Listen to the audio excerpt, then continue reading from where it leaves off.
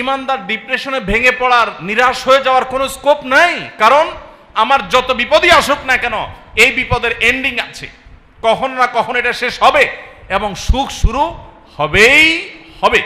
কিন্তু যার ইমান নাই তার তো আসার কোনো জায়গা। অনেক ভাইরা আসেন, আইসা বলেন, ভাই আমার জীবনে কষ্টের কোনো শেষ নাই, আমি জনম দুঃখী। অনেকে বলেন বাবার সংসারে কষ্ট করেছেন, অনেক মেয়েরা অভিযোগ করেন বাবার সংসার থেকে এসে বিয়ে হয়েছে, স্বামীটাও অমানুষ, তার সংসারে তার কষ্ট করতে হয়েছে। আনফর্চুনেটলি স্বামীর পর ছেলে মেয়েগুলোকে নিয়ে আশায় বুক বেঁধে জীবন কাটাবেন, দেখা গেল যে পোলাপানগুলোও অমানুষ। অনেক সময় হয় না এরকম? এরকম মা বোনরা অনেক সময় আসেন, আমি তাদেরকে বলি, বোন আপনার এই কষ্টের কোনো শেষ আছে নাকি নাই? তো উনি প্রথমে বুঝে উঠতে পারেন না। আমি বলি, এই কষ্টটা কি একসময় শেষ হবে না অনন্তকাল চলতে থাকবে? তখন বলেন যে হ্যাঁ, মরে গেলে তো শেষ।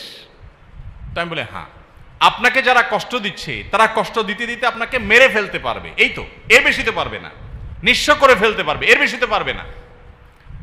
এরপর আপনি যদি সবর করতে পারেন, ধৈর্য ধারণ করতে পারেন, আল্লাহর ফয়সালাকে মেনে নিতে পারেন, ঈমানওয়ালা হন, তাওহীদের উপরে প্রতিষ্ঠিত হন, তাহলে মৃত্যুর সঙ্গে সঙ্গে আপনার অনন্তকালের যে জান্নাতের নেয়ামত প্রাপ্তি শুরু হবে, সেটা কি আপনার এই স্বামী, আপনার ছেলে মেয়ে, আপনার শ্বশুর বাড়ির লোকজন, আপনার বাপের বাড়ির লোকজন যারা আপনাকে জুলুম করেছে জীবনভর, তারা কি আপনার আল্লাহর জান্নাতকে ঠেকাতে পারবে?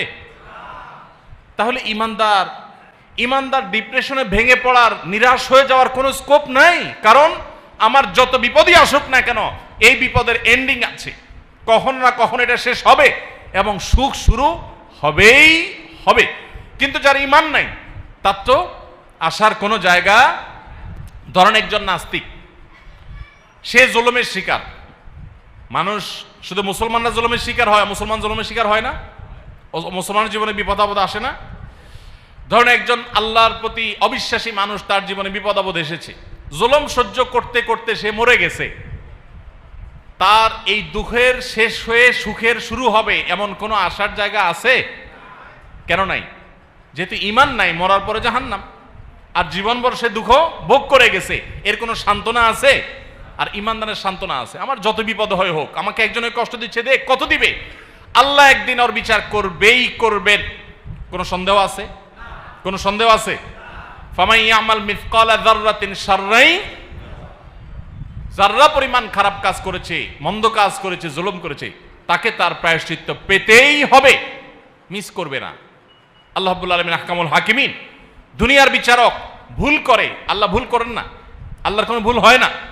সো ইমানদারের বড় একটা সান্ত্বনা হলো হিজরত। কেন সাহাবা একরাম হিজরতের ঘটনা থেকে হিজরি সনের গণনা শুরু করেছেন? কারণ হিজরত আমাদেরকে শেখায়, যখনই আমাদের বিপদ আসে, কষ্ট আসে, দুঃখ আসে, কঠিন সময় আসে, হিজরত এসে আমাদের কানে কানে বলে, মুসলমান খবরদার,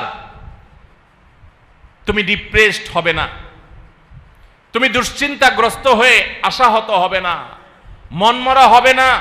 ওয়ালা তাহিনু ওয়ালা তাহজানু ওয়া আনতুমুল আ'লাউনা ইন কুনতুম মুমিনিন।